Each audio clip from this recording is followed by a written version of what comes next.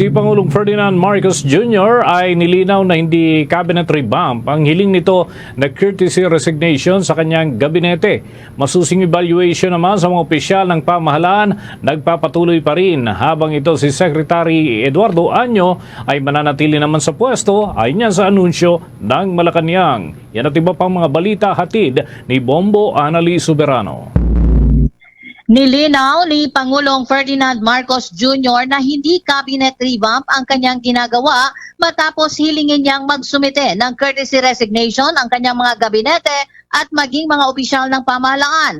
Paliwanag ng Pangulo, hindi naman ito maituturing na one-time, big-time na balasahan dahil ito ay ongoing. Sinabi pa ng Pangulo, nais niyang bigyan ng abiso ang mga gabinete at mga opisyal ng gobyerno na panatilihin ang momentum at galingan pa ang kanilang mga trabaho. Ayon pa sa Pangulo, quarterly basis ang gagawing evaluation. Lahat anya ng gabinete isinailalim sa isang uri ng probation para matiyak na mataas na kalidad sa serbisyo publiko at maabot ng bawat ahensya at opisyal ang kanilang mga target. Sa ngayon, nagpapatuloy ang isinasagawang performance review sa pangunguna ni Pangulong Marcos. Sinabi pa ni Marcos na nakatutok din sila sa mga undersecretary ngayon. Mas magiging mahigpitan niya ang kanilang pagsusuri hindi lang sa top level o cabinet secretaries kundi maging sa mga nasa ilalim. Ayon sa Presidente, sa ganitong paraan inaasahan ang mas mataas na pressure sa mga opisyal na patunayan ang kanilang kakayahan sa pamumuno, pagpaplano at pagpapatupad ng mga proyekto ng gobyerno. Pakinggan natin ang pahayag ni Pangulong Ferdinand Marcos Jr. It is an ongoing thing. This is something, it is essentially putting all government agencies, departments on notice that we have to do better. And we will be looking very, very closely, and we will make that review on a periodic basis, maybe a quarterly basis. And titignan natin yung mga target ba natin, naabot ba natin on a quarterly basis.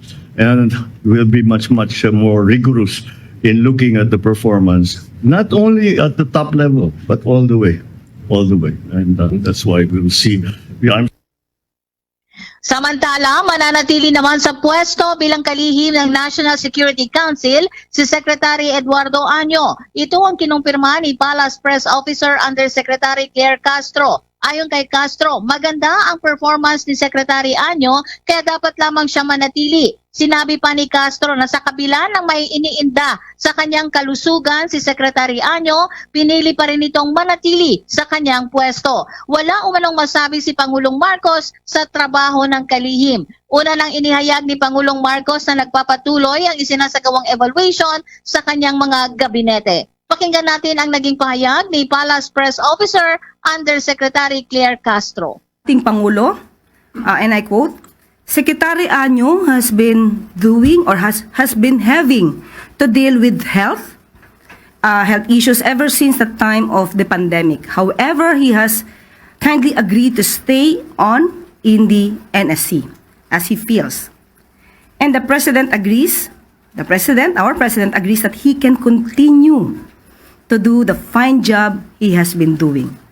So, maaari pong manatili si Secretary Año hanggat kakayanin po niyang kanyang kalusugan at Si Palace Press Officer Undersecretary Claire Castro. Mula sa Malacanang, Bombo Anali Montaño Soberano nag-uulat para sa number 1 and most trusted radio network in the country, Bombo Radio Philippines, Basta Radio, Bombo!